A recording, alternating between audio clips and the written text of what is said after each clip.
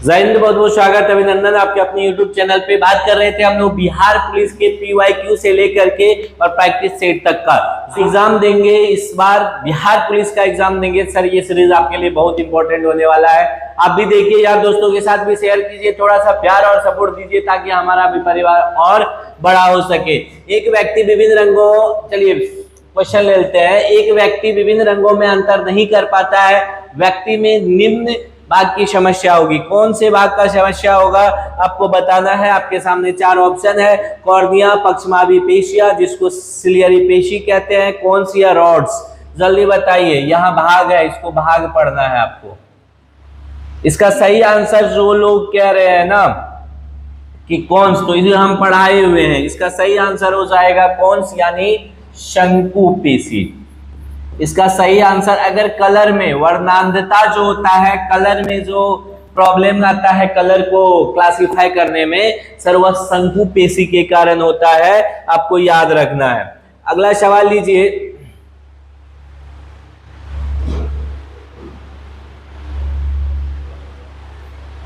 अगला सवाल क्या रहा, रेखांकित वस्तु पर कितना प्रतिबल लग रहा है। रेखांकित वस्तु मतलब होता है अगर कोई वस्तु सीधी रेखा पर एक ही चाल से निरंतर गमन करती है तो वह रेखा क्या कहलाएगा, रेखांकित वस्तु कहलाएगा। और इस पे लगने वाला बल, क्योंकि बल का परिभाषा याद कीजिए, बल एक्चुअली क्या होता है, संवेग परिवर्तन का दर। बल किसको कहते हैं, संवेग परिवर्तन के दर। और जब संवेग मतलब पहले वेग में, समय के साथ आपके वेग में, मास तो ही है, कांस्टेंट है मास, वेग में परिवर्तन होना चाहिए। और जब आप रेखांकित है तो वेग क्या है आपका, सर स्थिर है। वेग क्या है, स्थिर है। स्थिर मतलब कांस्टेंट। तो जब वेग कांस्टेंट है तो u बराबर क्या हो जाएगा, v हो जाएगा। u बराबर v होने का मतलब a बराबर 0। त्वरण कितना होगा गुरुजी, 0। त्वरण कितना, 0। और त्वरण कितना, तो f बराबर बाबू क्या होता है, a नुनुश होगा। f बराबर क्या होता है, f इंटू a। और त्वरण अगर 0 तो f बराबर भी क्या हो जाएगा, 0। क्या हो जाएगा, 0। ऑप्शन नंबर डी बिल्कुल सही है। कौन ऑप्शन, ऑप्शन नंबर डी, 0। वैसे हम बिहारी हैं, ये सब गलती तुक्को मारेंगे ना, सही करके आएंगे। छोड़ना तो बिल्कुल नहीं है बिहार पुलिस में। इनमें कौन सा घरेलू अपशिष्ट जैव अनिम्नीय नहीं है, नहीं है। प्लास्टिक की थैली, एल्युमिनियम की थैली, कांच या कागज, जैव अनिम्नीय नहीं है। ध्यान से दीजिएगा, देखिएगा, अगर सेंटेंस यहाँ पे ध्यान देना है कि घरेलू अपशिष्ट जैव यहाँ पे होना चाहिए था, और नहीं, निम्नीय नहीं है। मतलब जैविकों के द्वारा टूट या सड़ाया गलाया नहीं जा सकता है।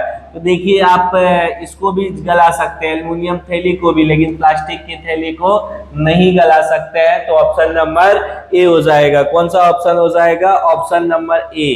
एक मिनट रुक जाइए। कांच, कागज अनिम्नीय नहीं है, जैव अनिम्नीय है। जैव अनिम्नीय है तो है में तो हो जाएगा, जैव अनिम्नीय नहीं है, ठीक है, प्लास्टिक हो जाएगा। एक नेक्स्ट क्वेश्चन कह रहा है, शैवाल, जल पक्षी, बड़ी मछली और छोटी मछली से बनी आहार श्रृंखला में डीडीटी का संलग्न किस जीव में सबसे अधिक होगा। जल पक्षी में, शैवाल में, छोटी मछली में या बड़ी मछली में। तो जब देखिए डीडीटी जो डालते हैं ना, छिड़काव करते हैं ना, तो आहार श्रृंखला के टॉप पे जो मांसाहारी होता है उस पे सबसे ज्यादा असर पड़ता है। अगर इसका टॉप की बात कीजिएगा तो जल पक्षी होता है, इसमें 25 ppm होता है। ppm मतलब पार्ट पर मिलियन, ppm मतलब पार्ट पर मिलियन। बड़ी मछली अगर सोच रहे हैं तो इसमें 2 ppm ही होता है, बहुत कम होता है। तो सबसे ज्यादा असर किस पे पड़ेगा, जल पक्षी पे। किस पे, जल पक्षी पे, क्योंकि ये मछलियों को खाता है। आहार श्रृंखला के सबसे ऊपर जो रहेगा उस पर सबसे अधिक फर्क पड़ने वाला है, याद रखिएगा। पचमा है फफूंदी, क्या है, परजीवी है, सेप्रोफाइटिक है। परजीवी और सेप्रोफाइटिक दोनों है, या उत्पादक है। देखिए उत्पादक तो हो ही नहीं सकता। उत्पादक जिसमें वही होगा ना सर, जिसमें हरित लवक होता है, जिसमें हरित लवक यानी कि क्लोरोप्लास्ट होता है। क्या होता है सर,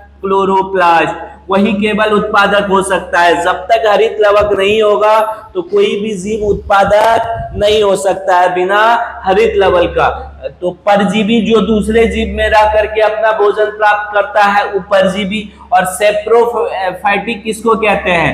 जो सड़े गले जीवों को, जो सड़े गले जीव जंतुओं को खाता है। तो फफूंदी का यही काम है, सेप्रोफाइटिक हो जाएगा। ऑप्शन नंबर बी गुरुजी बिल्कुल सही है। एडिटिव भोजन में क्या होता है? रोगनाशक खनिज, खनिज रोगनाशक एवं खनिज दोनों हो सकता है, या विटामिन। तो देखिए एडिटिव भोजन जो होगा ना उसमें हम लोग खनिज लेते हैं। एडिटिव भोजन खास करके जैसे आपका सॉल्ट हो गया, सॉल्ट में आप लोग क्या लेते हैं? सॉल्ट मतलब नमक, नमक में हम लोग क्या लेते हैं? खनिज प्राप्त करते हैं। हालांकि एडिटिव न्यूट्रिएंट्स जो है स्वाद और रंग और स्मेल वगैरह के लिए भी होता है, लेकिन इस ऑप्शन के हिसाब से ऑप्शन नंबर बी बिल्कुल करेक्ट होगा। ये क्वेश्चन जो है 2012 के एग्जाम में बिहार पुलिस ने पूछा था। अब कहिएगा 2012 में पूछा था तो अब पूछेगा। सर क्वेश्चन सामने से गुजर जाएगा ना, कुछ पूछ दे मार के आना है। कॉन्फिडेंस तब बेटो होता है जब आपके सामने से क्वेश्चन गुजरे। किस पदार्थ के परिवहन के लिए पौधों को ऊर्जा चाहिए? पानी के लिए नहीं चाहिए, खनिज के लिए नहीं चाहिए, जाइलम फ्लोएम के द्वारा स्टार्च के लिए भी नहीं चाहिए। अगर सुक्रोज का करना है तो पौधों को क्या चाहिए? ऊर्जा की आवश्यकता है। एक अवतल लेंस के लिए वस्तु की दूरी चिन्हित होती है। सर ऋण द्वारा, धन द्वारा, कभी धन कभी ऋण।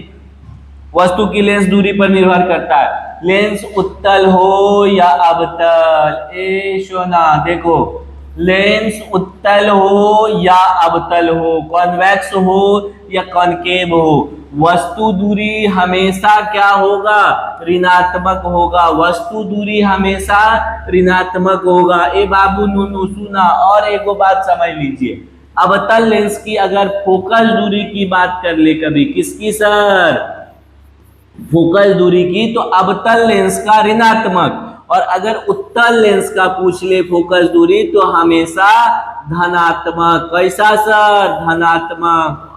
अवतल लेंस ऋणात्मक, उत्तल लेंस धनात्मक। और वस्तु दूरी लेंस में पूछे, दर्पण में पूछे, सब में ऋणात्मक होता है। सब में क्या होता है? ऋणात्मक। किसी 1000 वाले प्रतिरोध से 2.2 एम्पियर धारा प्रवाहित होती है। प्रतिरोध के सिरों के बीच का विभवांतर याद कीजिए, वो गुजरा जमाना जब ओम ने अपना नियम दिया था I बराबर B बाय आर।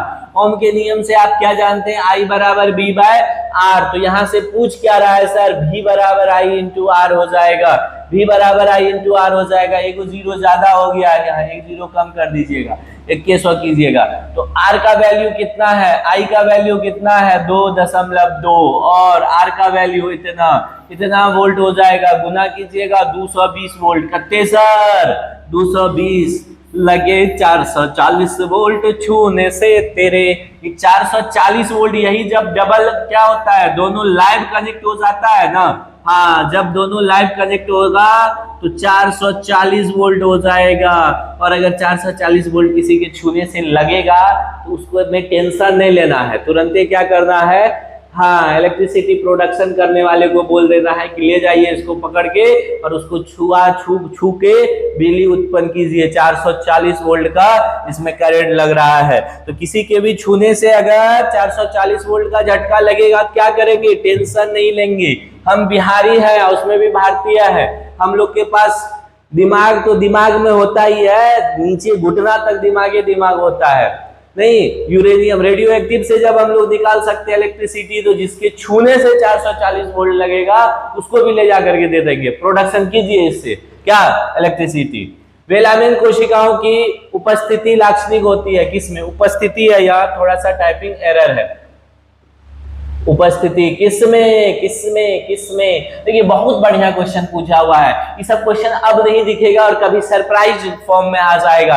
वेलानिन कोशिका हेलोफाइट्स में, जीरोफाइट्स में, एपीफाइट्स में या होलियोफाइट्स में? तो सही आंसर हो जाएगा एपीफाइट्स में। किसमें? वेलामिन एपीफाइट्स। वेलामिन एपीफाइट्स। जी का मान कितना होता है? ए जी, ओ जी, लो जी, सुनो जी, मैं हूं मन मोजी। जी बड़का जी की छोटका बड़का जी, इसको क्या कहते हैं? गुरुत्वीय त्वरण। क्या कहते हैं? गुरुत्वीय त्वरण, यानी कि ग्रेविटेशनल कांस्टेंट कहते हैं। क्या कहते हैं सर? ग्रेविटेशनल कांस्टेंट जी कहते हैं। जी बराबर वैल्यू होता है 6.67 इंटू 10⁻⁻11। क्या हो जाएगा? न्यूटन मीटर स्क्वायर पर KG square. Newton metre, unit भी याद रखिएगा, न्यूटन मीटर स्क्वायर पर केजी स्क्वायर। यहाँ तो सब ऑप्शन ही गलत है, इसका वैल्यू डायरेक्ट याद रखिएगा। जी का मान होता है 6.67 इंटू 10⁻⁻11 न्यूटन मीटर स्क्वायर पर केजी स्क्वायर। वहां टेंशन नहीं लेना है, थोड़ा सा टाइपिंग एरर हो सकता है। तो सही आंसर यही वैल्यू है, आपको याद रखना है। अगला लेते हैं। खाद्य पदार्थों के डिब्बों पर जिंक की वजह टीन का लेप होता है। क्यों होता है सर? खाद्य पदार्थों के डिब्बों पे जिंक की वजह टीन का लेप होता है क्योंकि टीन की अपेक्षा जिंक महंगा होता है। नहीं, झूठ बात है। टीन की अपेक्षा जिंक का गलनांक अधिक होता है। झूठ बात है। टीन की अपेक्षा जिंक अधिक क्रियाशील है, यही सही बात है। टीन की अपेक्षा जिंक अधिक क्रियाशील है, रिएक्टिविटी सीरीज में याद कीजिए। इसीलिए क्या करते हैं, खाद्य पदार्थ के डिब्बों पे टीन के, ये जिंक के जगह किसका यूज होता है? टीन का यूज होता है। अति महत्वपूर्ण बात दिमाग में छाप लीजिए। नाभिकीय ऊर्जा ग्रहों में कौन सा ईंधन प्रयोग होता है? नाभिकीय ऊर्जा गृह में जब भी होगा ना, कौन सा ऊर्जा प्राकृतिक? यूरेनियम यूज होता है और यूरेनियम 238 का यूज होगा, याद रखिएगा। ऑप्शन नंबर नहीं, प्राकृतिक यूरेनियम हो जाएगा इसमें, प्राकृतिक यूरेनियम ऑप्शन नंबर ए हो जाएगा। अगला सवाल है, प्राकृतिक रबर निम्न में से किसका बहुलक है? किसके बहु का लक है? किसके बहु का लक है प्राकृतिक रबर? प्रोपीन का, आइसोप्रोपीन का, एथीन का, क्लोरोप्रोपीन का। बताइए किसका हो जाएगा? तो आइसोप्रोपीन का हो जाएगा। आइसोप्रोपीन का फॉर्मूला होता है C single bond CH2 double bond CH2, इसी को कहा जाता है आइसोप्रोपीन। और प्राकृतिक रबर किसका बहुलक होता है? आइसोप्रीन। प्राकृतिक रबर आइसोप्रीन, प्राकृतिक रबर आइसोप्रीन, प्राकृतिक rubber isoprene. Option number B बिल्कुल सही है सर। निम्न में से किसमें कणों का आकार ये भी टाइपिंग एरर है, अवरोही क्रम में। कौन क्रम में? अवरोही क्रम। अवरोही क्रम मतलब घटते क्रम। अवरोही क्रम मतलब घटते क्रम। घटते क्रम में सबसे बड़ा कण किसका है? सबसे छोटा किसका है? उससे छोटा किसका है? उससे छोटा किसका है? तो देखिए, सबसे बड़ा कण होता है निलंबन का, उससे छोटा कोलाइडी का, फिर वास्तविक विलयन का। सबसे कम वास्तविक विलयन का आपको पता है 1 नैनोमीटर से छोटा, 1 नैनोमीटर से छोटा। वास्तविक विलयन का 1 नैनोमीटर से छोटा। कोलाइडी का 1 नैनोमीटर से लेकर के 1 नैनोमीटर से लेकर के 100 नैनोमीटर के बीच होगा। और निलंबन का कितना हो जाएगा? 100 नैनोमीटर से अधिक। 100 नैनोमीटर से अधिक। कौन option sir? Option number B बिल्कुल सही है। अगला बात लीजिए, सी, ये कार्बन का एक अपर रूप है C14 ना, तो C14 जो है क्या है? C14 है और यहाँ 6 है, यानी एटॉमिक नंबर इसका 6 है, मास 14 है।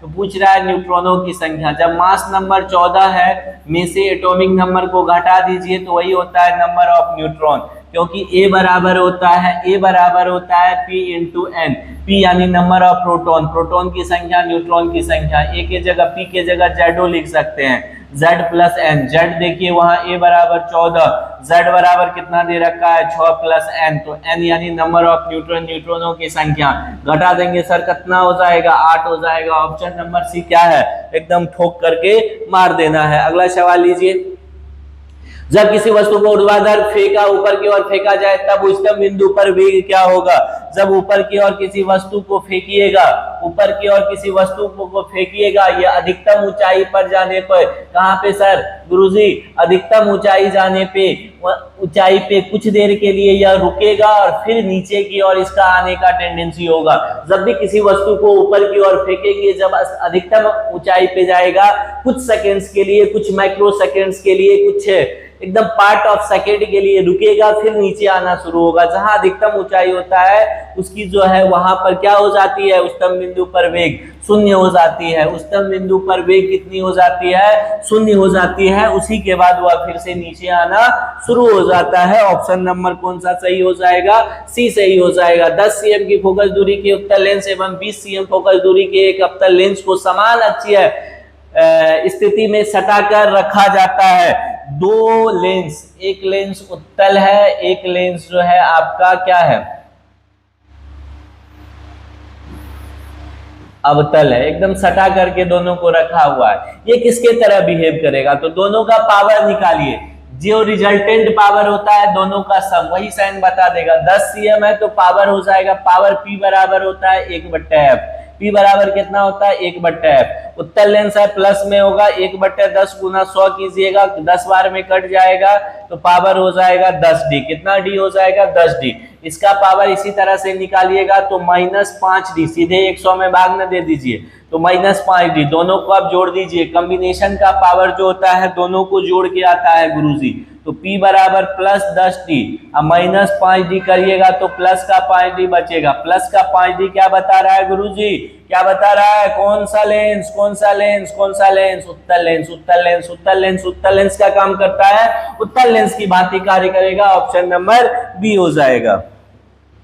निम्न में से कौन सा जैव ऊर्जा का स्रोत नहीं है, थोड़ा सा यहाँ जैव होगा, ऊर्जा का यहाँ स्रोत होगा, स्रोत थोड़ा सा लिखा हुआ, टाइपिंग गलत है। जैव ऊर्जा का स्रोत नहीं है, तकड़ी लिखा गया है, लकड़ी, गोबर, हाइड्रोजन ठीक है, ये कोयला, कोमला नहीं, कोयला, कोयला। इसमें से हाइड्रोजन जो है वह जैव ऊर्जा नहीं है। लकड़ी जीव जंतु से मिलता है, पेड़ पौधे से मिलता है, गोबर जीव जंतु से मिलता है, कोयला पेड़ पौधे से मिलता है, इसलिए हाइड्रोजन इसका सही आंसर हो जाएगा। 19 का ऑप्शन नंबर सी बिल्कुल सही है। 20 नंबर में कह रहा है तनु HCl का लो चूर्ण पर डाला जाता है, कौन सा गैस निकलेगा, तनु HCl। HCl को जब भी लो चूर्ण से अभिक्रिया करवाइएगा FeCl2 बनेगा, यानी आयरन का क्लोराइड बनाएगा। और हाइड्रोजन, कोई भी धातु, कोई भी धातु, कोई भी धातु, कोई भी धातु, कोई भी धातु किसी भी तनु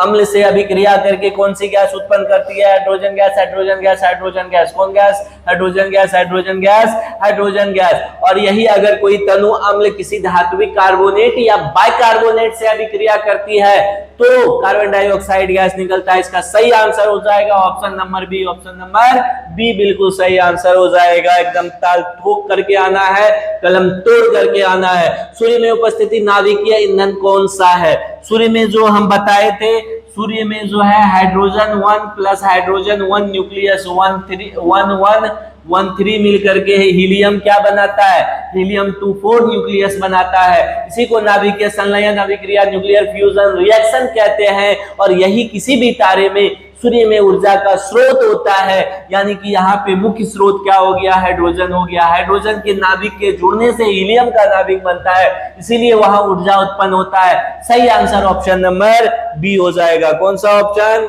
बी नंबर। निम्न में से कौन जैव मात्रा स्रोत नहीं है, फिर वही क्वेश्चन रिपीट हो गया, इसको आगे बढ़ा रहे हैं। पदार्थ का सबसे छोटा कण जो पदार्थ की सब विशेषता को बताता है वह कौन है, पदार्थ का सबसे छोटा कण जो सभी विशेषताओं को अपने अंदर धारण करके रखता है उसी को अणु कहते हैं। पदार्थ का वह सूक्ष्मतम कण जो पदार्थ के सभी गुणों को अपने में रखता है वह क्या कहलाता है, वह अणु कहलाएगा। क्या कहलाएगा, अणु कहलाएगा। क्या कहलाएगा, अणु कहलाएगा। ऑप्शन नंबर डी बिल्कुल सही है। 2012 जो बिहार पुलिस का एग्जाम हुआ था उसका ये PYQ था, उसमें पूछा हुआ सवाल था, मेमोरी बेस्ड होता है, जिसको हमने धज्जी उड़ा दिया। अगर आप बिहार पुलिस, SSC, GD किसी भी एग्जाम को देने जा रहे हैं, हम लोग के साथ बनल रहिएगा सर, पक्का तोड़ करके आइएगा कलमों को।